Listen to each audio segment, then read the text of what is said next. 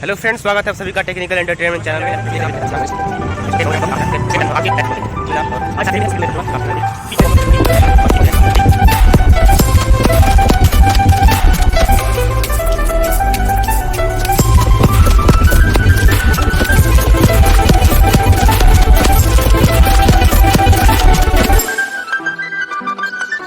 आप में ऊर्जा का संचार करना चाहता हूं, उसके बाद आगे चलता हूं कि बनारस की सुबह संग में अवध की शाम लाया हूं।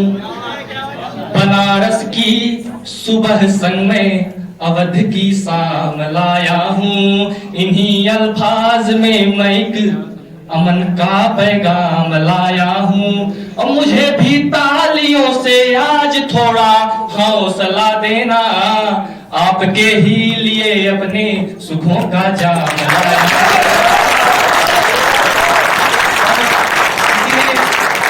किसी ने क्या खूब कहा है कि हर पतंग को एक दिन कचरे के डिब्बे में जाना होता है। हर पतंग को एक दिन कचरे के डिब्बे में जाना होता है, लेकिन उससे पहले आसमान छू के दिखाना होता है। तो दोस्तों, वो पतंग बनिए और उस पतंग को उड़ाने के लिए हमारे टीचर्स दिनों रात मेहनत करते हैं। तो पतंग बनिए, बाकी उड़ाने वाले सब यहाँ पर उपस्थित हैं। तो अपने टीचर्स के लिए 2 लाइनें कहना चाहूंगा कि हमारे टीचर्स के कोशिशों का नतीजा जरूर निकलेगा। हमारे टीचर्स के कोशिशों का नतीजा जरूर निकलेगा और इसी यूनाइटेड यूनिवर्सिटी से नूर पे नूर निकलेगा।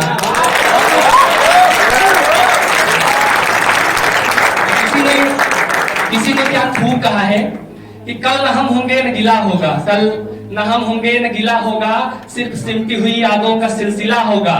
और जो लम्हे हैं चलो हंस के बिता लें यारो, जो लम्हे हैं चलो हंस के बिता लें यारो, न जाने जिंदगी का कल क्या फैसला होगा। जब श्री राम कथा सबको लगभग पता होगा, जब लंका में युद्ध चल रहा था तो दशरथ रावण ने अपने छोटे भाई विभीषण को लात मार के बाहर निकाल दिया था। जिसके बाद विभीषण जी ने जाके श्री राम जी को ज्वाइन कर लिया था। तो उसके बाद ज्वाइन कर लिया, लेकिन क्या विभीषण जी ने सही किया था? नहीं किया था ना। उस पर 2 लाइनें कहना चाहूंगा कि बिना मौसम हृदय कोकिल से भी गूंजा नहीं जाता, बिना मौसम हृदय कोकिल से भी गूंजा नहीं जाता। जहां स्नेह पलता हो वहां सोचा नहीं जाता, जहां स्नेह पलता हो वहां सोचा नहीं जाता। विभीषण राम जी के भक्त हैं ये जानते सब हैं, लेकिन जो देशद्रोही हो उसे पूजा नहीं जाता, लेकिन जो देशद्रोही हो उसे पूजा नहीं जाता। इसलिए दोस्तों, देशद्रोह कभी ना करें, चाहे आप कहीं पे कार्यरत हो या कहीं पर भी हो।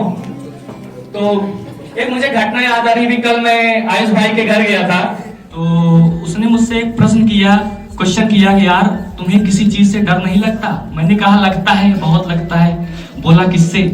मैंने बताया कि मैं नहीं डरता प्रलय से, मौत और तूफान से, कि मैं नहीं डरता प्रलय से, मौत और तूफान से, रूह मेरी कांपती है बस सदा इम्तिहान से।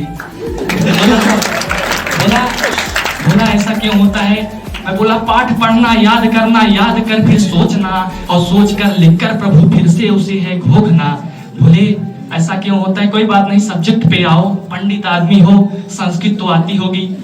हमने कहा राम रामो हाय प्यारी संस्कृतम, राम रामो हाय प्यारी संस्कृतम, और रटते रटते मर गए निकले आई कचूमड़म। बोले कोई बात नहीं, इतिहास तो जरूर आती होगी, हिस्ट्री आती होगी, वो तो हमारे पूर्वजों पर आधारित है। हमने कहा नाश हो इतिहास का सन के समंदर बह गए, नाश हो इतिहास का सन के समंदर बह गए, और मर गए वे लोग रटने के लिए हम रह गए। और शाहजहां अकबर हुमायूं और बादशाह थे, न जाने कौन बेटा कौन किसके बाप थे। बोले कोई बात नहीं, इंग्लिश तो जरूर आती होगी। हम बोले पी गई इंग्लिश हमारे खोपड़ी के खून को, पी गई इंग्लिश हमारे खोपड़ी के खून को, पर न समझ पाया उसके पुत्र के मजनून को। और क्या कहूँ, हर शब्द के हिस्से सताते हैं मुझे, स्वप्न में भी कीट शैली याद आते हैं मुझे। बोले कोई बात नहीं, कुछ तो आती होगी। हमने कहा भूगोल बहुत अच्छे से आती है। बोले कैसे? हमने कहा एक बार भूगोल में था प्रश्न आया गोल है कैसे धरा, भूगोल में था प्रश्न आया गोल है कैसे धरा, और मैंने सोच करके लिख दिया उत्तर खरा कि गोल है पूड़ी कचौड़ी और पापड़ गोल है रसगुल्ला जलेबी मुंह भी हमारा गोल है, इसलिए है मास्टर साहब यह धरा भी गोल है। और झूम उठे मास्टर साहब इस अनोखे ज्ञान से, झूम उठे मास्टर साहब इस अनोखे ज्ञान से, और कापी पर लिख दिए बड़े एहसान से, ठीक है बेटा हमारी लेखनी भी गोल है दावा नंबर भी तुम्हारा गोल है। दोस्तों बस एक क्षण के लिए था, बाकी आज यहाँ सभी हुआ हमारे साथी उपस्थित हैं, तो मैं उनके लिए 2 लाइनें कहना चाहूंगा कि कथानक व्याकरण समझे तो सुरभित छंद हो जाए, कथानक व्याकरण समझे तो सुरभित छंद हो जाए, हमारे देश में फिर से सुखद मकरंद हो जाए।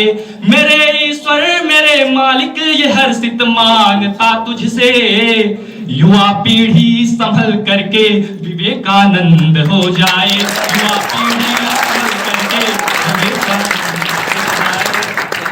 हो जाए। और 2 लाइनें और, वो मीठी बोलियां अपनी जहां मकरंद हो जाए, वो मीठी बोलियां अपनी जहां मकरंद हो जाए, मिटे भय भूख भ्रष्टाचार और आनंद हो जाए, कि विश्व में हो गुरु भारत तिरंगा हो बुलंदी पर, प्रार्थना है युवा पीढ़ी विवेकानंद हो जाए, प्रार्थना है युवा पीढ़ी विवेकानंद।